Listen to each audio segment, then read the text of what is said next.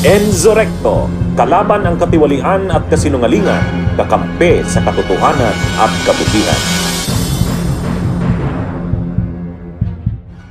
Pinasasagot ng Office of the Ombudsman kay Vice President Sara Duterte at siya pa opisyal ng Department of Education at Office of the Vice President ang reklamo isinampa ng House of Representatives ukol sa umano'y maling paggamit ng confidential funds. Sa kautusay inilabas nitong Huwebes, June 19, binigyan ang mga nasasakdan ng hanggang 10 araw mula sa pagtanggap ng kautusan upang magsumite ng kanilang tugon kasama ang mga salaysay ng mga saksi at iba pang ebidensya. Nagbabala ang Ombudsman na kung mabigo ang mga ito na maibigay ang kanilang sagot sa itinakdang panahon, ituturing itong pagtalikod sa karapatang magharap ng depensa at magpapatuloy ang investigasyon. Kabilang sa mga reklamo isinampa ay plunder, technical malversation, falsification, perjury, bribery at paglabag sa konstitusyon, kaugnay ng paggamit ng halos 500 million peso confidential fund ng OBP at 112.5 million pesos na DepEd mula naman 2022 hanggang 2024. Binigyan din ng Ombudsman na hindi ito tatanggap ng anumang motion to dismiss o motion to bill of particulars. Aba, may bagong pasabog si Ombudsman Samuel Martires. Ang ating long time, all the time, never moved on Duterte appointee, biglang nagising sa damdamin ng hustisya. Pinapaharap niya si Sara Duterte sa kasong plunder, bribery, technical malversation, at corruption. Combo meal ng mga kaso, parang it all you can. Guilty ka na, sa dami pa lang ng terms.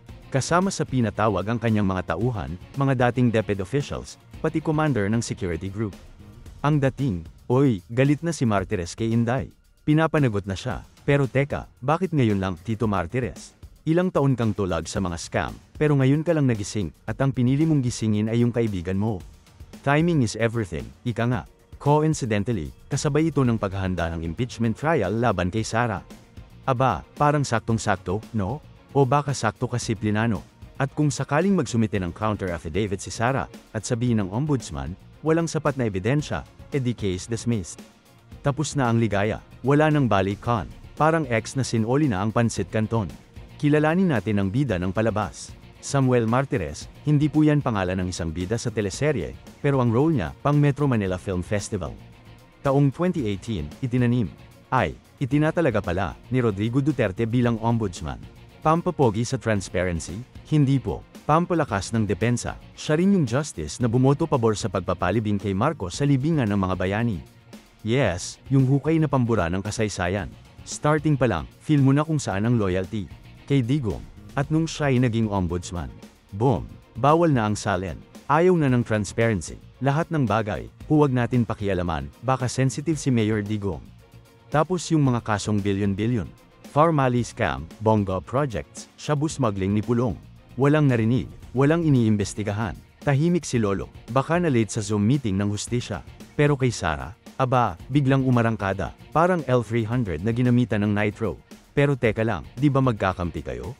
Ang tanong, pinapanagot ba talaga si Sara, o nililinis lang ang daraanan niya bago siya magpalitrato sa 2028? Eto pa, sabi sa dokumento, complaint filed by the House of Representatives.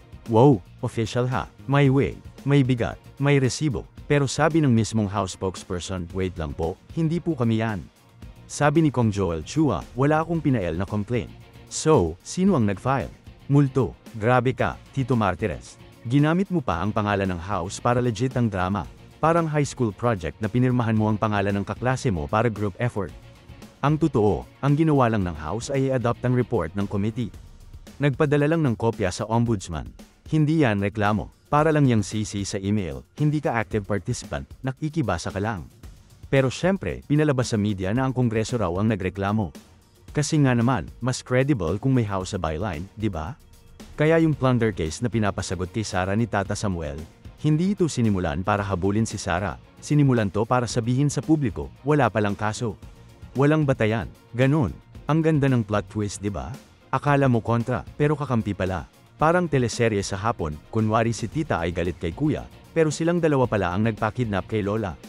Ang galing ni Martires. Parang magic, tada, may kaso si Sara. Tapos after a few weeks, oops, wala palang sapat na ebidensya. Dismissed, palakpakan, close curtain. At dahil may resolution na, hindi mo na pwedeng kasuhan ulit. Double jeopardy, bro. Wala na, tapos na, sorry na lang, magkape ka na lang dyan. At syempre, sasabihin ng kampo ni Sara, kita nyo, ang linis-linis namin. Ombudsman mismo ang nagsabing walang kaso. Ayos diba? Reputasyon restored. Budget secured. 2028, here we go. Habang ang impeachment, natabunan. Kasi kung plunder nga raw wala, edi paano pa yung impeachment? Galing ng galawan. Parang chess na puro shortcut. Tandaan nyo, mga bossing, hindi lahat ng may kasong plunder ay papunta sa kulungan. Minsan, yan pa ang passport paakyat sa mas mataas na posisyon. Teka, may naaalala ko. Ay, wag na lang. Imagine mo to, 7 taong walang ginawa si Martires sa mga billion pesos scams. Pero ngayong malapit na siyang magretiro, biglang napaka-hyper. Kape o confidential funds ang iniinom mo, Tito. At ang mga vlogger, media, comment section warriors. Kawawa naman si Sara, dumagdag ang pinagdadaanang problema. Bumaliktad na si Ombudsman. Ayan na, lagot na si Inday, lagot sa ante, sa script. Ito yung classic na political magic, kunwari may laban pero scripted ang ending. Kunwari may accountability, pero rehearsal lang pala. Parang barangay basketball na ang referee ay tatay ng star player. Habang tayong mga nanonood, nagagalak. Wow, gumagalaw ang hustisya. Pero sa likod ng camera, may director, may scriptwriter, at may agenda. Hindi ito simpleng press release. Ito'y maneuver. Isang legal na galawan na ang tunay na layunin ay sirain ang mga ebidensya bago pa man dumating ang tunay na paglilitis. Ito yung hindi natin nakita sa una. Sa buwatan, mas masahol pa, strategic na paglilinis. At si Martires, siya ang janitor ng reputasyon ng mga Duterte. Kaya mga bossing, huwag tayong magpabudol sa biglaang hustle ni Lolo Martires. Ang pinapalabas na pananagat ay posibleng pambura sa ebidensya. Walang sinseridad sa hustisyang pinapalitan ng timing. Walang katarungan sa kasong pangpapel lang. At walang accountability kung ang nagbabantay ay kakampi ng bantay sa lakay. Baka sa dulo, si Sara pa ang mag-presscon, sasabihing vindicated.